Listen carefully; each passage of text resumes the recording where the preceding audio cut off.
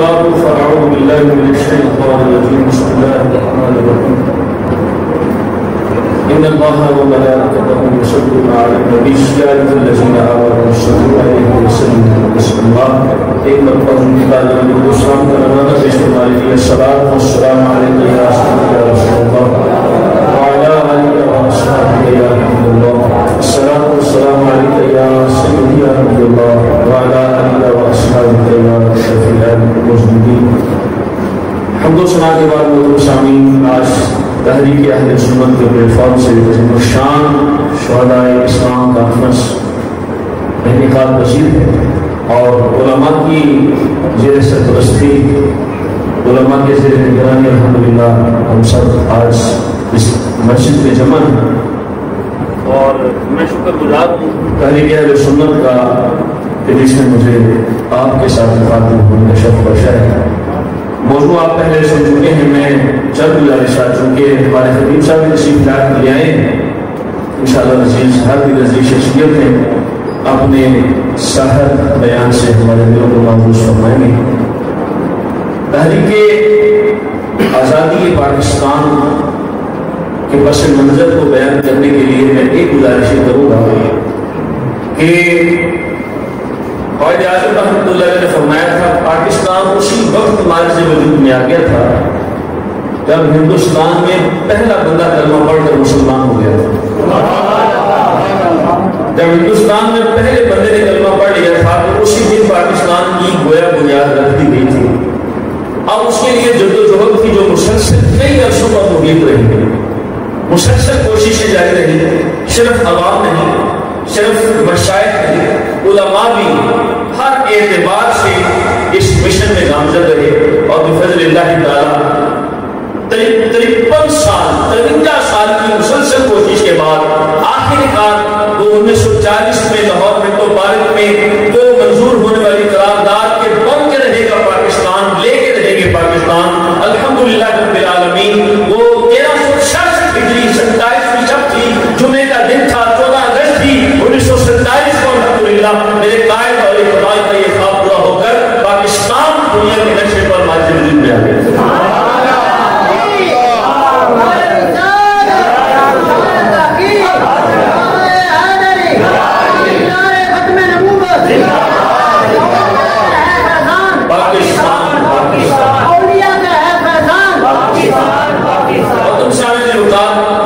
تاریخ نے ایسے حقائق چھپائے ہیں کہ وہ لوگ جو گھر کے مخالف تھے ان کو گھر کا امیر بنا کر پیش کیا گیا ہے، جو ہمارے موجود پاکستان کے سرے سے مخالف تھے انہیں کو ہیرو بنا کر پیش کر دیا گیا. لیکن میں یہ کہہ رہا ہوں، یہ سننے کی بات ہے، دل میں جگہ دینے کی بات ہے کہ امام محمد رضا خان ہو یا عبدالعلیم صدیقی میٹھی ہو یا عبدالحامد بدایونی رحمۃ اللہ علیہ ہو یا جناب مصطفیٰ رضا قادری مفتی اعظم ہند ہو، ان تمام علماء کی قبروں سے آج یہی آواز آ رہی ہے کہ ہمیں بھی یاد کر لینا چمن میں جب بہار آئے، ہمیں بھی یاد کر لینا چمن میں جب بہار آئے. ان کی ایک ایک شخصیت کی کاوش اگر میں بیان کرنا چاہوں تو بہت طویل فہرست ہے میرے پاس، لیکن یاد رکھیے کہ ایک طرف کانگریسی ملا اور ایک طرف مشائخ اہل سنت، یہ دو دھڑے بن چکے تھے. تو یاد رکھیے کہ 1877 میں باعث وجود میں آنے والی کانگریسی تحریک جس کو ہندوستان کے تمام مسلمانوں کی نمائندہ جماعت سمجھا جانے لگا، لیکن 1877 کے بعد جو مشن جاری ہوا قائد اعظم بھی اسی کانگریس کا حصہ بنے اور علامہ اقبال بھی اسی کانگریس کا حصہ بنے. لیکن بہت جلد یہ تصویر عیاں ہو گئی پر جو ایسا کی بہت جلد یہ تصویر واضح ہو گئی کہ کانگریس جو تحریک ہے 1876 میں بننے والی اور جس کا بانی ڈاکٹر ایک تو یوں تھا، ہندو ڈاکٹر تھا اور کانگریس کی سرپرستی کر رہا تھا. یہ تنظیم جب بنی تو بڑے بڑے مسلمان زعماء اہل سنت کے لوگ اس میں شامل ہوئے، لیکن بہت جلد لوگوں پر یہ واضح ہو گیا کہ یہ تحریک مسلمانوں کی نمائندہ جماعت نہیں ہے، یہ صرف اور صرف ہندو نواز جماعت ہے،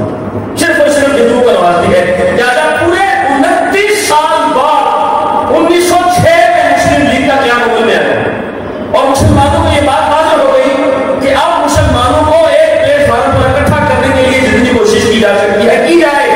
تاکہ مسلم لیگ کے پلیٹ فارم پر ساری امت کو اکٹھا کیا جائے. ایک واحد راستہ یہی ہے کہ مسلم لیگ کو متحد کر کے ایک پرزور تحریک چلائی جائے جس کے ذریعے سے ہم اپنی آواز یہ کہ پاکستان کے حصول کے لیے پہنچا رہ سکے. یہ آواز مسلم لیگ کے پلیٹ فارم سے جب اٹھی تو اپنے ہی بیگانے بن گئے. اپنے لوگ، اپنے مشائخ، اپنے علماء جن کو سمجھ نہیں تھی کہ مسلم لیگ کس مقصد کے لیے واضح وجود میں آئی ہے، انہوں نے مخالفت کر دی. عوام اس تسلیم کو، اس تحریک کو تسلیم کرنے کے در پہ نہیں تھی. عوام نے اس کو ابتدا میں تسلیم نہیں کیا.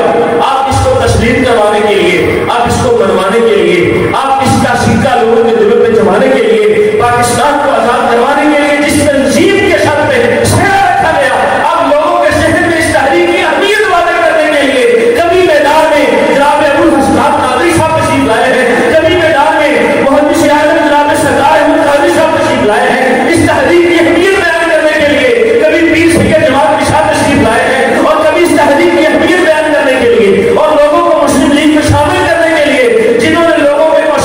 کوشانی پیدا کی اور اویئرنیس اور تعلیم اجاگر کی، شعور بخشا، ان میں سر فہرست جن کا نام ہے محدث اعظم کچھوسی رحمۃ اللہ علیہ ہے. جناب آستانے کے باہر آ گئے اور گھروں میں نہیں بیٹھے رہے. کاش کہ آپ کی خانقاہوں کو بھی یہ درس ملے. اقبال نے کہا تھا نکل کر خانقاہوں سے ادا کر رسم شبیری، خدا کی قسم اس وقت صرف علماء نہیں، مشائخ بھی اپنی خانقاہوں میں نہیں بیٹھے. تو چاہے جدا شریف ہو، چاہے مانکی شریف ہو، چاہے جناب والا شریف پور شریف ہو، چاہے گولڈا شریف ہو، سارے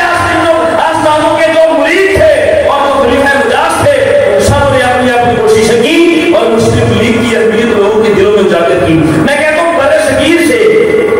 سفر کر کر ہندوستان سے اس خطے سے اس طرف آنے والے لوگ ہر جمعے کو مسلمان رہنماؤں کے خطبات سننے آیا کرتے تھے. کہاں سے؟ امرتسر سے چل کے لاہور میں محمد بخش مسلم، ایک تاریخ میں علامہ کا نام ہے محمد بخش مسلم بی اے کے نام سے انہیں جانا جاتا ہے. ان کے پاس امرتسر سے جوان خطبات سننے آیا کرتے تھے اور ان کے خطبات میں صرف جوان نہیں ہوتے تھے، دیہاتی بھی ہوتے تھے. جب ان سے پوچھا گیا کہ آپ نے مسلم لیگ کا ہونا کیوں ہونا شروع کر دیا ہے، تو آپ نے دیہاتیوں کو سادہ لفظوں میں سمجھانے کے لیے پتہ کیا کہا؟ حضرات یہ مسلم لیگ نہیں ہے، یہ اسلام اور کفر کے درمیان لیگ ہے. یہ مسلم لیگ نہیں ہے، یہ اسلام اور کفر کے درمیان کیا ہے؟ لیگ ہے. دیہاتیوں کو بھی سمجھ آیا. اچھا ایک طرف کانگریسی ملا انہی علماء کو کافروں کا فتویٰ بھی دے رہے، باغیوں کا فتویٰ بھی دے رہے، جنہوں نے مسلم لیگ کا ساتھ دیا.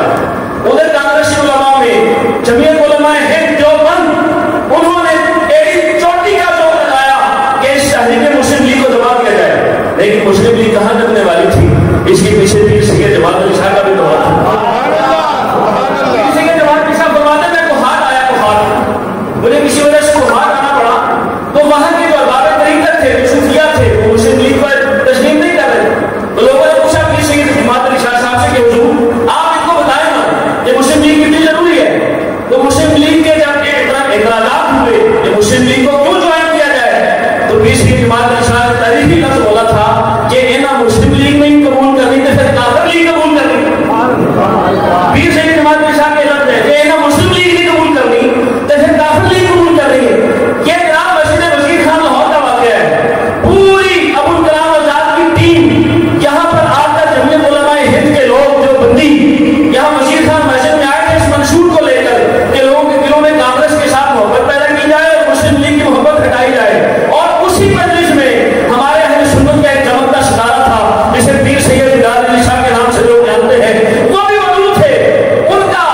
سمجھ لیں کہ ان کی بدقسمتی تھی کہ انہوں نے پہلے ان کو جلسے میں دعوت دے دی کہ آپ آ جائیں. انہوں نے بیان فرمایا اور بیان پر مسلم لیگ پر قرآن و حدیث ایسے ایسے دلائل دیے کہ بعد میں کانگریسی ملا اپنے منہ چھپاتے پھرے. وہ جو مصر لے کر آئے تھے ان کے مصر کو اہل سنت کے ایک شہر نے اپنے پاؤں کے نیچے روک کر ان کا منہ کالا کر دیا.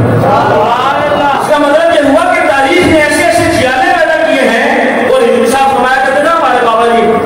بندہ سنی ایک ہی ہو گئے تھے، جنا ہو گئے بڑا بڑا ہے بہت ہے. میں ایک ہی تھا پیر سید ہدایت علی شاہ اور پھر پوری ٹیم تھی کانگریس کی. ایک بندے نے ان کو ناکو چلے سے بوا دی.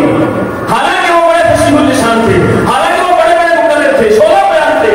لیکن یہاں پر پیر سید مصطفیٰ گیلانی پنڈی سے جایا کرتے تھے، خان اختر لاہور سے جایا کرتے تھے اور وہاں پر جا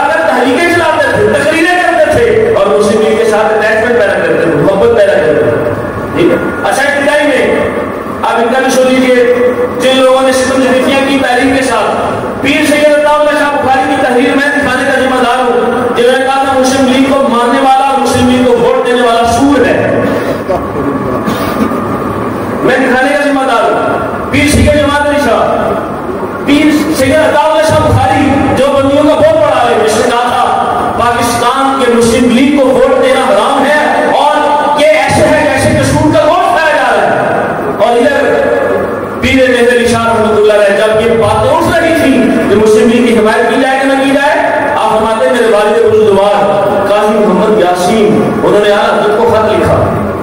امام احمد رضا کو خط لکھا کہ بتائیے مسلم لیگ کا ساتھ دے کہ نہ دے؟ اعلیٰ حضرت کا جو فتویٰ آیا تھا وہ یہی تھا کہ اس صورتحال میں کانگریس کا ساتھ دینا حرام ہے، مسلمانوں کو چاہیے کہ اپنی ایک نمائندہ جماعت تشکیل کر دیں۔ یہ میرے رضا کا پیغام تھا، یہ اعلیٰ حضرت کا پیغام تھا۔ اور وہ جو آج بڑی بڑی سیٹوں پر بیٹھے ہیں، ان کے ابو اجداد کہتے تھے ہم پاکستان بنانے کے جرم میں شریک نہ تھے۔ ایک طرف وہ لوگ ہیں، آپ تقی عثمانی کے ابا کو دیکھیے، مفتی شبیر احمد عثمانی،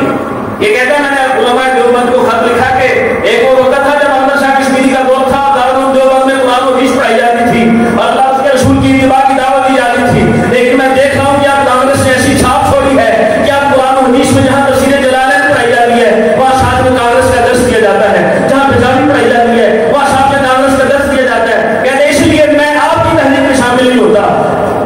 شبیر عثمانی کہتا ہے پھر میری اس بات پر انہوں نے میرے گھر میں ایسے ایسے گندے پوفلٹ پھینکے، ایسے ایسی گندی تحریریں پھینکی کہ اگر میرے ماں باپ اور میرے بہن بھائی اگر پڑھ لیتے تو شاید شرم سے جھک جاتا۔ اس کے بعد میں نے اس تحریر کا بائیکاٹ کر دیا۔ اور شبیر عثمانی پتہ کیا کہتے ہیں؟ اس کے بعد اس نے لکھا اس میں دو نظریے اور دو رائے نہیں ہو سکتی کہ اہل سنت کے مشائخ نے جو پاکستان کے بندے میں اور مسلم لیگ کی شمولیت میں کردار ادا کیا ہے کسی اور تحریک نے کردار ادا نہیں کیا۔ یہ جو بندی عالم ہے، شبیر احمد عثمانی کی تحریر میں دکھانے کا ذمہ دار ہوں۔ اس نے کہا میں نے ان کو اس لیے قبول نہیں کیا کہ ایک طرف آپ خدا رسول کی اتباع کی دعوت دینی ہے اور آپ کانگریس کی دعوت دیے جا رہے ہیں کہ کانگریس میں شامل ہوا جائے۔ لیکن مسلم لیگ کی تحریک کے جلسہ کے دوران اور تبلیغ کے دوران پیر سید جماعت علی صاحب کو مجھے واقعہ یاد آ گیا،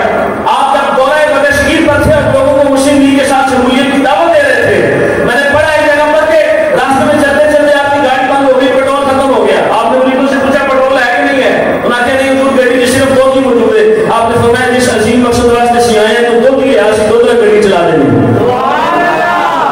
ایسے عظیم مقصد کے لیے پیر سید جماعت علی صاحب نکلے اور بڑے بڑے علماء اور مشائخ نکلے ایسے عظیم مقصد کے لیے، اور ایسے عظیم مقصد تھے۔ سب سے پہلے بنارس میں آل انڈیا سنی کانفرنس جب قائم ہوئی، آپ یہ بتاتا چلوں کہ مشائخ جب پاکستان کی بات آئی، مشائخ گویا اپنی نیندیں بھی ختم کر دی۔ ایک 27 اور 21 سال کے عرصے میں 1925 سے لے کر 1946 تک آل انڈیا سنی کانفرنس 7 کانفرنس سے منعقد کی۔ آل سنت کے مشائخ تھے، ہر کانفرنس میں 5 ہزار اہل سنت کے مشائخ آتے تھے، 1.5 لاکھ لوگ سنی الحمدللہ وہاں پر جمع ہوتے تھے۔ 7 کانفرنسیں ہوئی، آل انڈیا سنی کانفرنس، اور جو سب سے پہلے بنارس میں کانفرنس ہوئی اس میں لاہور سے جانے والی شخصیت کا نام ابو الحسن قادری ہے، جنہوں نے سب سے پہلے لاہور سے اہل سنت کے اس موقف کی تائید کی، اور آپ نے ہر جلسے میں پھر لوگوں کو بتایا کہ آپ اپنی اکثریت کے ساتھ میرے ساتھ جڑ جائیے تاکہ میں اپنے قائد کو یہ بات بتا سکوں کہ قائد اعظم اہل سنت کی کثرت، اہل سنت کی اکثریت آپ کے ساتھ موجود ہے، آپ آگے بڑھیے، ہم آپ کو کسی طرح بھی پیچھے ہٹنے کے لیے نہیں کہیں گے، اور ہم آپ آگے بڑھیے، ہمارا ہر طرح سے تعاون آپ کے ساتھ ہے۔ اور ایک اجلاس میں یہ بھی طے پایا کہ اگر بالفرض اہل سنت کا موقع دیکھیں کتنا مضبوط تھا، اگر بالفرض ہماری مسلم لیگ کے سیاسی کارکن پاکستان کے مطالبے سے کسی سیاسی مصلحت کی بنا پر پیچھے ہٹ بھی جائے تو ہمارے سنت کے علماء اور مشائخ نے ٹھان لی ہے کہ اللہ کے فضل و کرم سے اگر یہ مسلم لیگ نہ بھی لے سکی تو سنی پاکستان لے کر رہیں گے، پھر سنی پاکستان لے کر رہیں گے، بس وہ یہی کہہ رہے تھے۔ اور ہر شیخ کی آواز آ رہی تھی جب قافلہ اپنا عزم و یقین سے نکلے گا، راستہ جہاں سے جائیں گے وہیں سے نکلے گا، اے زمین مجھے ایریا کرنے دے، مجھے یقین ہے کہ چشمہ یہیں سے نکلے گا، یقین ہے کہ چشمہ یہیں سے نکلے گا۔ اور پھر فضل حق خیر آبادی سے لے کر تمام مشائخ نے جیلوں میں اپنی زندگیاں جب گزار دی، مولانا جعفر علی خان آپ نے جیل کاٹی، حسن موہانی جیل کاٹی، فضل خیر آبادی جوانی میں گئے، ہڈیاں جل گئی، ڈر گئی، لیکن اپنے مشن سے پیچھے نہیں ہٹے۔ تحریک آزادی پاکستان میں گویا کہ ہمارے علماء اور مشائخ نے پاکستان کے نقشے میں اپنے خون سے لہو بھرا، اپنے خون سے رنگ بھرا ہے پاکستان کے نقشے میں۔ یہ ایسی قربانیاں رائے نہ جانے دیجیے، اور ایسا ہر بندہ جو تحریک اہل سنت اور تاریخ اہل سنت پر ڈاکہ مارتا ہے اس پر زبان کو فوری طور پر پکڑیے اور سمجھائیے کہ جب تم پاکستان بن رہا تھا تمہارے مشائخ یہ کہہ رہے تھے کہ ہم پاکستان بنانے کے جرم میں شریک نہیں تھے، آج اگر پاکستان بن گیا کھیر پک رہی تھی، چاول کی ضرورت تھی، تم کہتے تھے